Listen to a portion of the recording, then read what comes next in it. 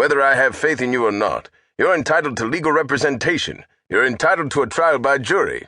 That means a trial by jury and not a trial by some lawyer. No matter what you've done, you're entitled to your day in court, and you're entitled to competent counsel to see that your rights are protected. When I start fighting to protect a client's right, I fight every inch of the way for every constitutional right a client has.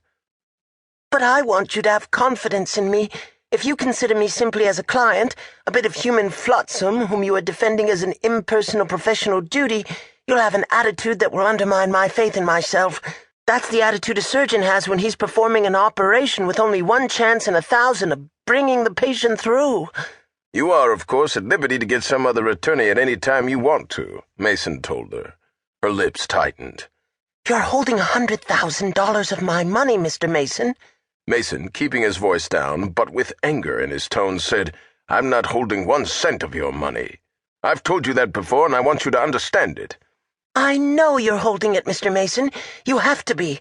I thought at first that you were doing it to protect my interests, that you'd tell the income tax people nothing about it, and then sometime after things had blown over you could give me the money, or my share of it. Now I don't know what to think. Mason said, Well, I know what to think. I think that you went to that apartment, opened the safe, took out the money, and then laid a trap for me so that I'd go there and— But why would I do that, Mr. Mason? So you could do just what you're doing now, accuse me of having $100,000 of your money in order to force me to do what you want. Mr. Mason, I never went to that apartment. You can look me straight in the eyes and tell me that you never personally visited that apartment. Absolutely. Never? Never. She regarded the lawyer with calm, steady eyes. That's the thing that bothers me about you, Mason said. What? That you keep lying to your lawyer. It's a bad thing to do. I'm not lying, Mason said.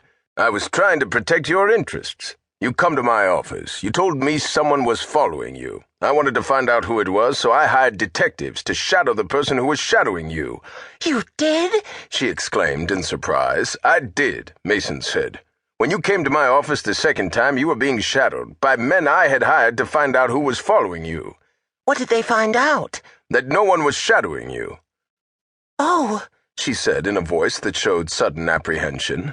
Mason went on calmly. When you left my office that second time, you were shadowed by persons whom I had employed. No one else was shadowing you. You had lied to me when you told me you thought you were being followed.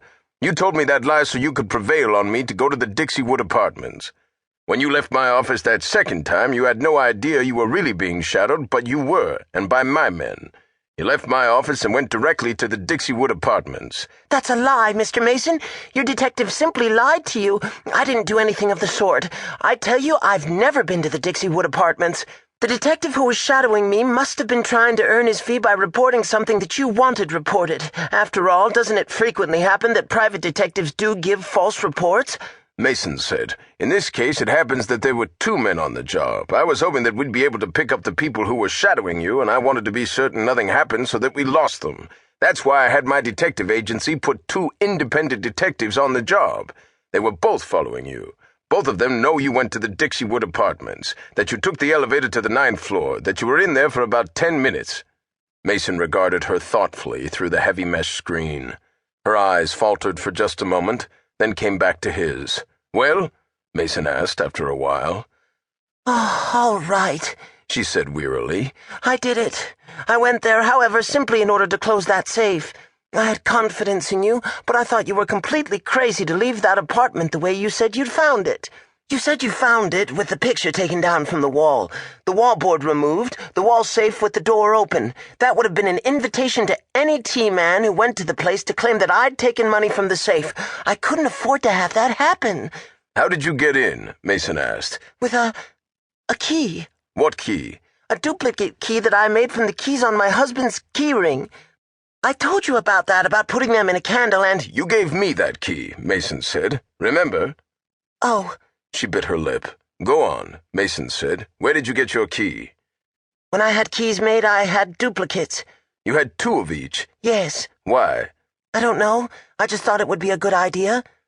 So you could give me 1 key and still have one for yourself? I wasn't thinking that far ahead at the time. How do I know you weren't? You have to take my word for it. When I've taken your word so far, it hasn't been so good, Mason said. Only on that one thing, Mr. Mason. That's the only thing I didn't tell you the truth about.